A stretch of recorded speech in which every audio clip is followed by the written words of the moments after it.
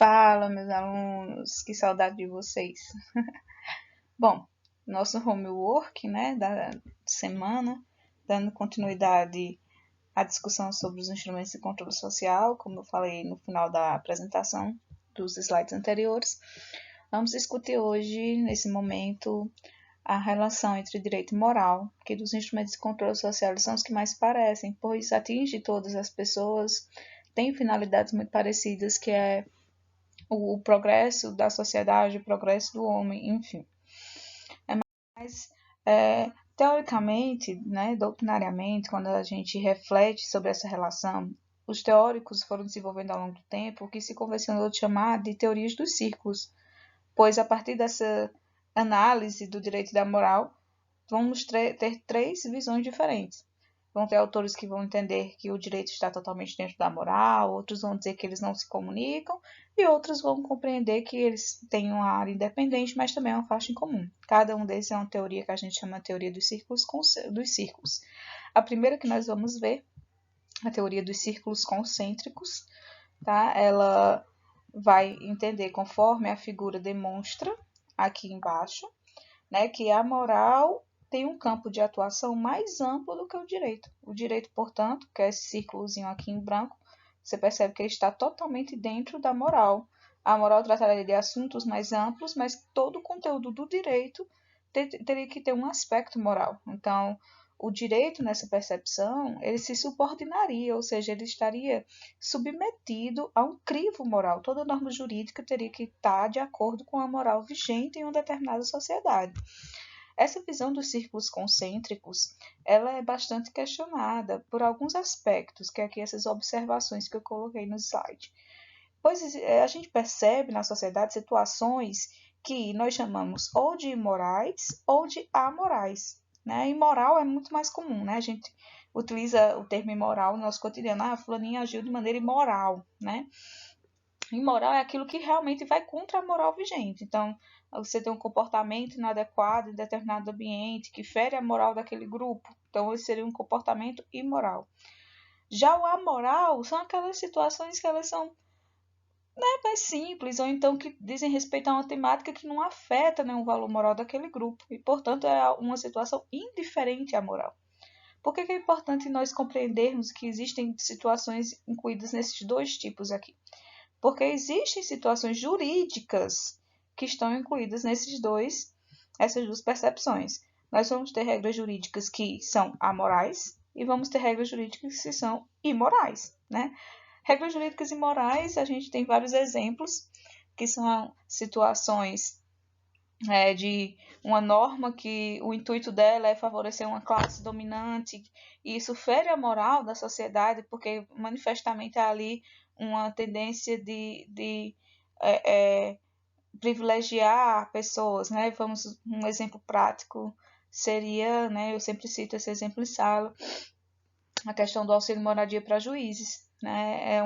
É lei, não é ilegal, os juízes que recebem o auxílio moradia estão dentro da legalidade, mas se a gente for olhar a razão de ser, de existir dessa norma, a gente vê que ela fere a moral da sociedade, pois a gente entende que trabalhadores que recebem um salário mínimo, por exemplo, se justificaria muito mais receber um auxílio moradia do que um juiz que já tem um salário muito bom, diga-se de passagem.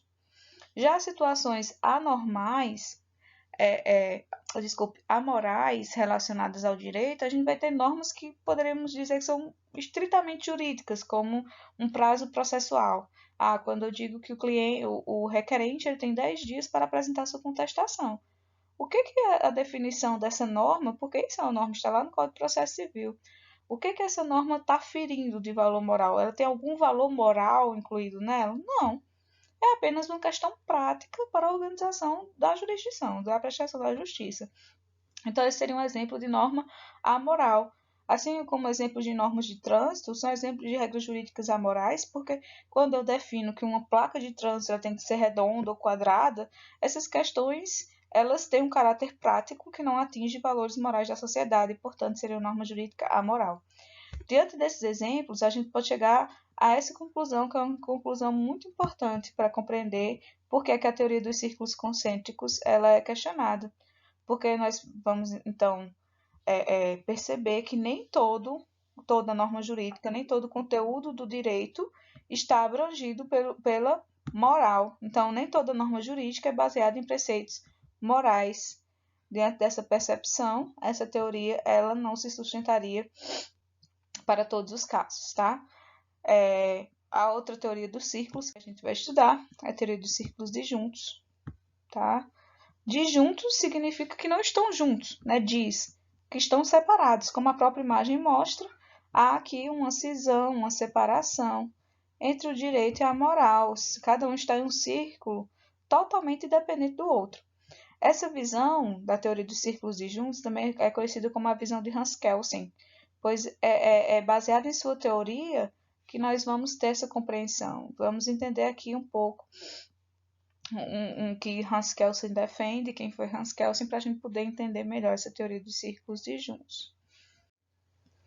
Pessoal, Hans Kelsen, ele é um teórico do direito muito conhecido, né, atualmente. Ele é considerado um dos principais nomes do que a gente chama de filosofia positivista do direito, né, do positivismo jurídico. Essa ideia de positivismo, a gente até tem uma aula em que aborda melhor isso, quando formos estudar o direito positivo, inclusive é o nosso próximo conteúdo. Mas a gente vai ter como compreensão central da teoria de Kelsen a ideia de que o direito, para ser considerado enquanto uma ciência, ele precisa ser estudado com um objeto muito claro. E o objeto do direito seria o estudo da norma jurídica. E essa norma jurídica ela é estudada de maneira escalonada, dentro da ideia de um ordenamento. Então, o que isso quer dizer?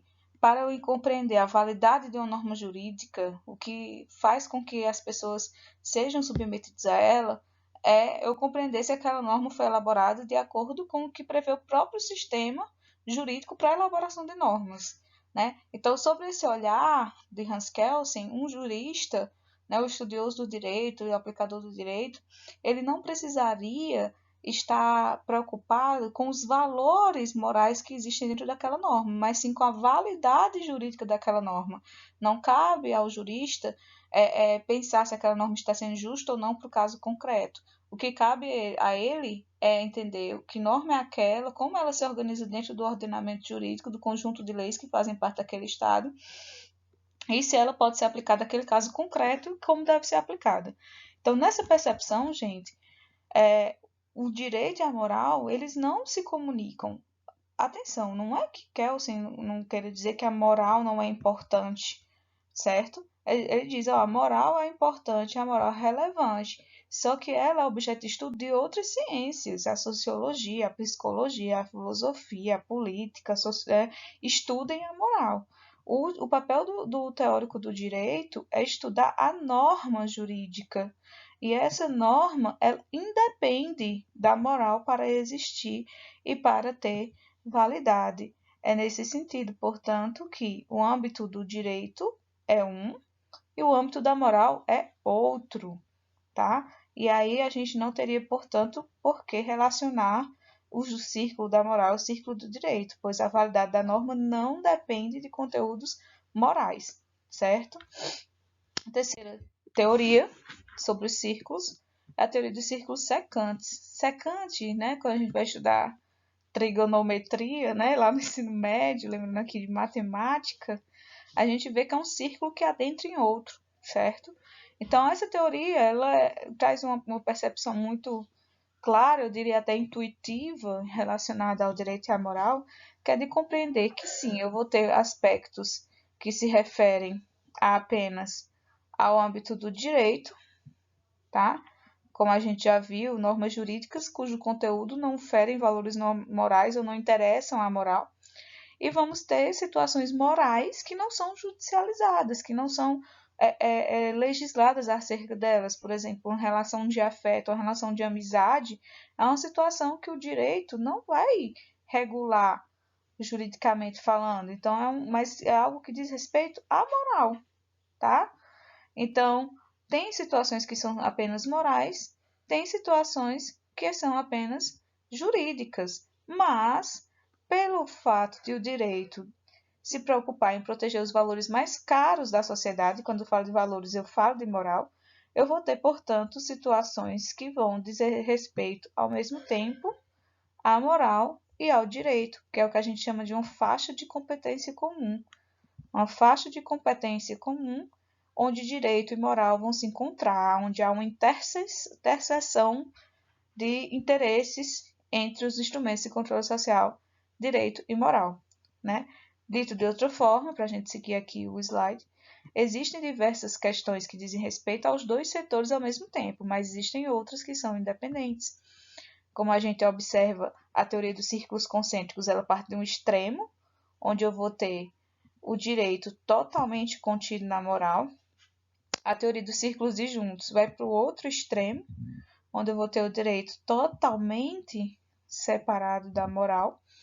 E a teoria dos círculos secantes é uma teoria mais conciliatória, onde eu vou ter aí o reconhecimento de uma área independente para o direito, uma área independente para a moral, mas também uma área comum a ambos, tá?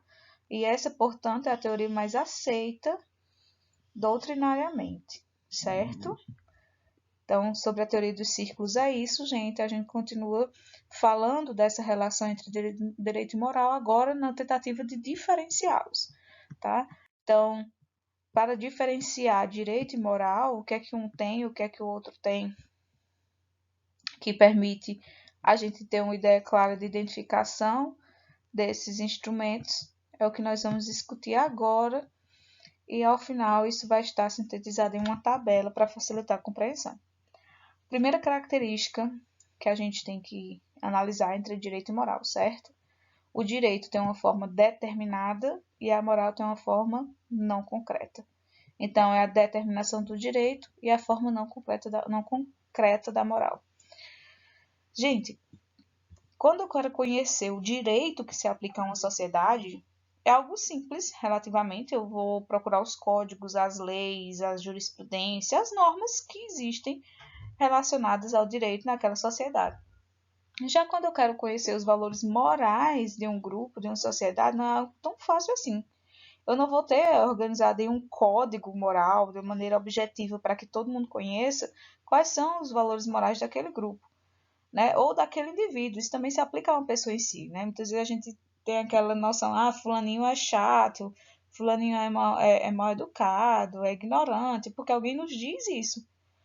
Fulaninho tem uma ideologia X, uma ideologia Y. Eu posso até ter essas informações, mas eu só vou saber ao certo quais são os valores morais de uma pessoa quando eu convivo com ela. Quando eu vou conhecer o que é que ela entende de bom, de ruim, o que é que ela acredita, o que é que ela não acredita. Tá da mesma forma em um grupo social. Você pode estudar, por exemplo, sobre a Índia, ver documentários, assistir filmes, mas você de fato só vai saber quais são os valores morais de um grupo, de uma sociedade que mora na Índia, que vive na Índia, quando você conviver com essas pessoas. Porque eu não tenho a moral de uma maneira concreta e organizada para que eu saiba previamente quais são as normas morais daquela sociedade. Agora, com relação ao direito, você tem como acessar essas normas e conhecer essas normas de maneira antecipada, porque as normas jurídicas estão pré-determinadas e colocadas para que todos tenham conhecimento, tá? Outra característica importante é a bilateralidade, né, atributiva do direito, e a unilateralidade ou bilateralidade simples da moral. Ou seja, o direito é bilateral atributivo, enquanto a moral é unilateral ou bilateral simples. Essa é uma característica fundamental para que a gente possa entender bem a diferença entre direito e moral. Por isso requer uma atenção especial, tá? Eu gosto de explicar aos alunos a diferença entre essas duas características, né? Entre essa característica em relação ao direito e em relação à moral, por meio de um exemplo que o professor Silvio de Salvenosa ele traz no livro dele, e eu acredito que o professor Miguel Reale também traz um exemplo semelhante, que é algo que deixa bem claro o que é essa atributividade do direito que a moral não possui, tá? Imaginemos que você está andando em uma praça, aqui na cidade de Juazeiro do Norte, e você encontra um amigo seu, tava lá, você estava andando, esse amigo passa e diz, colega, quanto tempo a gente não se vê, que bom lhe encontrar, parece que foi Deus que lhe colocou no meu caminho, estava muito aqui desesperado, precisando pagar uma dívida, e aí eu lhe encontrei agora, sei que você é uma pessoa, graças a Deus, né, que tem condição, e eu sei que você vai deixar um amigo seu desamparado. E eu tô precisando de R$ 100 para pagar a conta de água lá de casa. Tô desempregada, a mulher também. E aí as coisas estão muito difíceis, mas eu prometo que assim que melhorar eu lhe pago. Tem como você me prestar esses R$ 100, meu amigo? O outro amigo, né, sabendo já da fama de veaco do outro, de rapaz, eu entendo que as coisas estão difíceis, mas tá difícil para todo mundo. Infelizmente eu não tenho esse valor para lhe emprestar não, eu não posso lhe emprestar não. E aí esse amigo fica muito decepcionado. E rapaz, a gente se conhece desde criança, o amigo tem que ajudar o outro, pensei que podia contar com você. E o colega realmente não empresta. Perguntou, senhores, há uma obrigação de que esse colega empreste esse dinheiro a outro amigo? Há uma obrigação jurídica para isso? Não, não há. Mas é algo que a gente espera que um amigo faça em relação ao outro, é ajudar nos momentos de dificuldade, né? Então aqui a gente tem uma situação já de unilateralidade ou bilateralidade simples, que é uma regra moral. Seria unilateral se essa ideia de que compreende que um amigo tem que ajudar o outro no momento de dificuldade existe só na cabeça de um deles, essa é uma ideia de unilateralidade, apenas um lado. Se ambos compartilham dessa ideia de que o amigo tem que ajudar no momento de dificuldade, aí é uma bilateralidade simples, porque eles compartilham desse valor moral, mas não tem como forçar o cumprimento desse valor moral em relação um ao outro. Mas, continuando a história, né? A história não parou por aqui.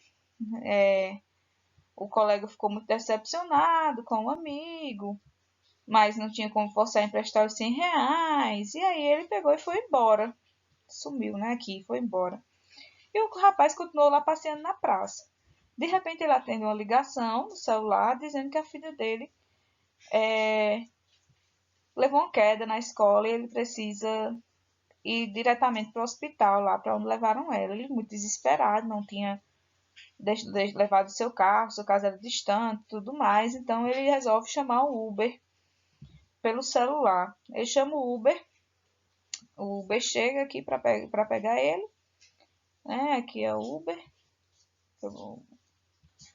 E para surpresa dele, imagina, quando ele entra no carro, quem é que está dirigindo o carro? O amigo que tinha acabado de pedir os R$ 100 emprestado. Ele disse, oxe, cara, tu tá andando dirigindo Uber agora? Ele diz, rapaz, não disse que as coisas tá difícil? Tô fazendo um bicozinho aqui de Uber. E aí ele entra, né, no Uber e vai até o hospital onde a filha dele está. Chegando no hospital, precisa se pagar a corrida do Uber, que saiu no valor, vamos imaginar aqui, de R$ 50. Quando o sujeito vai pagar os R$ 50, ele percebe que estava sem a carteira. Né? Ele tinha saído só para dar uma volta na praça, fazer exercício, tinha deixado a carteira em casa, estava só com o celular. E não tinha como pagar o Uber. Ele, não, mas cara, olha, minha filha, você é meu amigo, você entende, eu não tenho esses R$ 50 agora, eu não tenho como lhe pagar. E aí eu pergunto a vocês, nessa situação, o amigo do Uber, ele pode exigir do outro amigo o pagamento dos R$ 50? Muito provavelmente vocês estão pensando que sim, né? Porque aqui já é uma situação onde o que interessa não é a relação de amizade, mas sim a prestação de um serviço e que precisa ser remunerado, tá? Então, isso está previsto em norma jurídica e, portanto, o motorista do Uber tem o direito de exigir do passageiro o pagamento do serviço prestado. Esse direito de exigir é essa atributividade. É por isso que nós dizemos que a norma jurídica é bilateral, porque reúne duas partes, né, em uma relação, parte 1 e parte 2, mas é atributiva porque atribui às partes da relação o direito de exigir, né, o cumprimento das obrigações, né? Então, a bilateralidade atributiva, na verdade, é uma relação recíproca de direitos e deveres que podem ser exigíveis juridicamente falando, tá? Por isso, o direito é uma relação intersubjetiva, onde há uma ordem objetiva de exigibilidade. A norma jurídica ela autoriza você a exigir, fazer ou pretender que alguém faça algo em relação a você. Enquanto na norma moral, que é unilateral ou bilateral simples, eu não tenho essa autorização para exigir. Eu não tenho essa autorização para exigir, tá? Essa é a característica que Miguel Reale, inclusive, acredita mais que é mais importante para a diferenciação do direito dos outros instrumentos de controle social. A ideia de que o direito, mais uma vez aqui, destacando, é bilateral atributivo. Dando continuidade, a próxima característica é de que o direito é exterior e a moral é interior. Como assim, gente? Para o direito não interessa o que eu estou pensando ou sentindo no momento em que eu me comporto para cumprir a norma. Por exemplo, o maior exemplo que a gente pode dar é pagar imposto. Você não vai pagar imposto de renda muitas vezes morto de feliz. Nossa, hoje é o meu dia de pagar imposto de renda. Ih, que felicidade, estou indo com todo gosto, me emocionei. Não. Você paga porque você é obrigado. E o Estado ele não está nem aí se você está pagando feliz, triste, alegre, chorando. Ele só quer saber que você pague. O comportamento objetivo, que é pagar aquele imposto, é o que importa. A ação exterior é o que importa para o direito. Por isso que ele é exterior. Já a moral, ele se preocupa também com o interior das pessoas, né? Além de você fazer aquele comportamento, exteriorizar aquele comportamento que é observável pelo grupo, a moral se interessa também com o que você sente e pensa enquanto se comporta. Tá? Um exemplo é a prestação de alimentos. Para um juiz, o que interessa aqui é aquela pessoa que tem a obrigação de pagar uma pessoa alimentícia, paga aquela pessoa alimentícia em dia. Não interessa se as pessoas estão pagando feliz, triste ou porque acredita que é certo. Já para o filho que recebe essa pensão alimentícia, muito provavelmente para ele interessa se o pai paga, porque entende que ama aquele filho, que tem que ajudar para o seu desenvolvimento, né? Então, é muito comum nas relações morais a gente até dizer assim, se for de mau gosto eu não quero. Por quê? Porque a moral se preocupa com o interior do sujeito, não apenas com o comportamento que ele demonstra, tá? Entretanto, convém fazer uma observação, o direito, em alguns momentos, ele se preocupa sim com a interioridade das pessoas, que é o que nós chamamos de ânimos do agente, né? O que anima aquela pessoa a se comportar daquela maneira, como, por exemplo, no crime de homicídio, a motivação que a pessoa pensava, sentia, o que fez ela agir daquela forma ao assassinar ao outra pessoa, né? Isso vai ser considerado, vai ser levado em análise para mensuração da pena que aquela pessoa receberá. Se é uma pena mais leve, se é uma pena mais severa, certo? Outra característica importante é que o direito é heterônomo e a moral é autônoma. Então, a heteronomia do direito, hétero é aquilo que significa que vem de fora. Nomia é norma. Então, é a norma que é criada de fora, a norma jurídica. A autonomia da moral já é a norma que é criada pelo próprio sujeito. Pessoal, desde quando antes mesmo da gente nascer, na verdade, já tem normas jurídicas que vão se aplicar a gente, que foram elaboradas antes da gente surgir. Então, não sou eu que elaboro as normas jurídicas diretamente. A gente vive uma democracia representativa, onde, por meio de representantes, eu elaboro as normas jurídicas. Beleza, isso é verdade. Por meio da representação. Mas tem normas jurídicas que já foram criadas muito antes de você nascer e que se aplicam a você. Tá? Então, não é você que participa ou elabora as normas jurídicas que você é obrigado a seguir. Já as normas morais, que são os meus valores, os meus ideais, o que eu acredito que é certo ou errado, eu crio a minha moral. Eu digo o que eu vou achar certo, o que eu vou achar errado. Se eu vou achar certo me embriagar, se eu vou achar certo fazer uma tatuagem ou não. Isso são as questões que eu vou criando esses valores de acordo com as minhas experiências, minhas convivências cotidianas. Então, no direito, aquilo a que somos obrigados a cumprir é posto por terceiros, vem de outros, independentemente da minha vontade. E a última característica, e não menos importante, né, que difere direito e moral, é a coercibilidade do direito e a incoercibilidade da moral. Então, o direito ele é coercitivo, enquanto a moral ela é incoercível. Mas o que é essa coercibilidade do direito? Essa coercibilidade do direito tem a ver com a ideia de que no direito eu posso me utilizar da força para fazer cumprir suas normas, né? Essa força do direito, que atualmente na sociedade é exercida por meio do Estado, é o que nós chamamos de coação.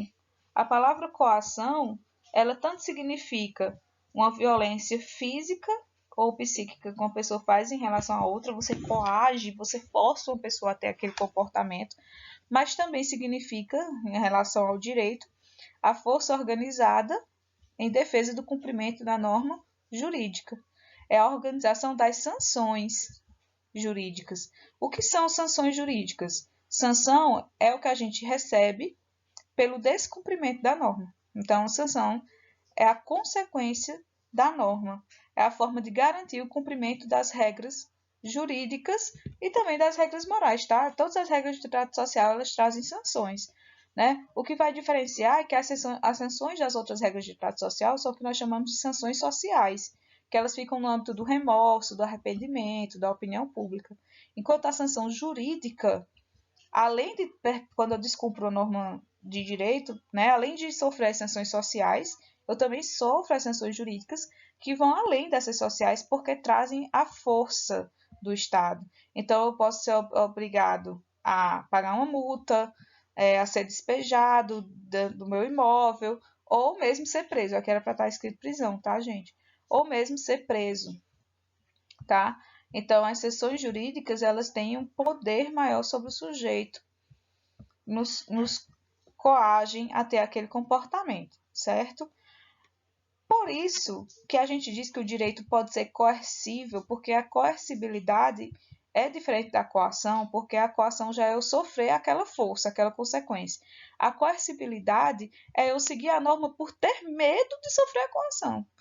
Então, observe aqui, novamente, coercibilidade é você seguir a norma porque você observa que outras pessoas descumpriram aquela norma e sofreram aquela sanção, né? E você não quer sofrer, então você aprende pelo medo e pelo exemplo, tá? Então, como a sanção da norma jurídica, ela já vem prefixada, já está lá. Se você matar alguém, você vai ter uma pena de 6 a 20 anos, por exemplo. Então, se eu matar, eu vou ter aquela pena. Eu já sei o que vai acontecer comigo. Eu posso, por medo de sofrer aquela pena, cumprir a norma que é não matar, né? Então, tanto por já conhecer a sanção que eu sofrerei, como por ver que outras pessoas sofreram a sanção e eu não achei legal, então eu também não quero sofrer, certo? Isso é a ideia da coercibilidade. A norma jurídica, ela consegue, por meio da administração dessas sanções, né, sociais e jurídicas, forçar o cumprimento da norma. É por isso que Miguel Reale ele apresenta no seu livro uma frase que eu acho muito interessante, que eu gosto de refletir sobre ela na sala de aula, que é essa daqui. A astúcia do direito consiste em valer-se do veneno da força para impedir que ela triunfe. Né? Então, o direito ele utiliza a força, mas ele tem que utilizar essa força de maneira necessária apenas para fazer cumprir os seus ditames, sem exacerbar essa força, sem ultrapassar essa força, senão ela se torna uma força ilegítima, né? E a gente vai sair do âmbito do direito e vai passar aí para violações de direitos. Mas, enfim, a norma jurídica tem essa característica de ser coercível, tem como forçar o cumprimento dela, enquanto a norma moral, quando o sujeito a descumpre, eu não tenho como forçá-lo a fazer aquilo que a norma moral diz. Eu vou aplicar sanções que ficam mais no âmbito do arrependimento, da culpa, da exclusão da pessoa daquele grupo, da opinião pública sobre aquela pessoa, certo? Pessoal, sintetizando essas características que a gente discutiu agora e colocando elas em relação a todos os 4 instrumentos de controle social que a gente estudou, juntando também com a aula anterior, nós vamos ter esse quadro, um quadro que eu adaptei do livro do Paulo Nader, e que se você conseguir enxergar ele e compreender o que ele diz, você conseguiu compreender bem o conteúdo.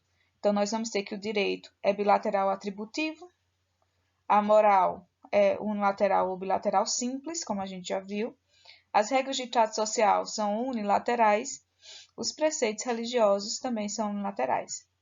O direito é heterônomo, assim como as regras de trato social, enquanto a moral é autônoma, assim como a religião. né? Claro, as regras religiosas, como a gente viu, dependem do ato de fé, depende do acreditar ou não, por isso que ela é autônoma. Exterior, o direito, assim como as regras de trato social, a moral e a religião são interiores, né? O maior exemplo disso é que a gente pode pecar até por pensamento, muitas vezes, né? Enquanto a moral também se preocupa com o interior que a gente sente durante as nossas condutas. O direito é coercível, que essa é a única característica que se aplica unicamente ao direito, essa coercibilidade, assim como a bilateralidade atributiva. Observe a importância dessas duas características, pois elas se aplicam apenas ao direito, enquanto a moral, as regras de trato social e os preceitos religiosos são incoercíveis. A sanção é prefixada no direito, na moral e nas regras de trato social ela é difusa, enquanto na religião ela também pode ser prefixada, né? A gente tem religiões que são muito organizadas, que se você, por exemplo, né, uma regra que até está sendo bastante questionada na Igreja Católica, se você é divorciado, você não pode comungar. É uma sanção prefixada, assim como a gente vai ter sanções prefixadas no direito, tá? Então, pessoal, é isso. Esse vídeo ficou um pouco mais comprido porque essa análise da moral com direito é muito importante, a gente precisa analisar com mais cuidado mesmo, mas eu espero que tenha sido esclarecedor. Qualquer dúvida a gente pode tirar no chat, conforme está previsto no plano de atividades durante esse período de paralisação, tá bom? Boa sorte a todos, fiquem com Deus, abraço.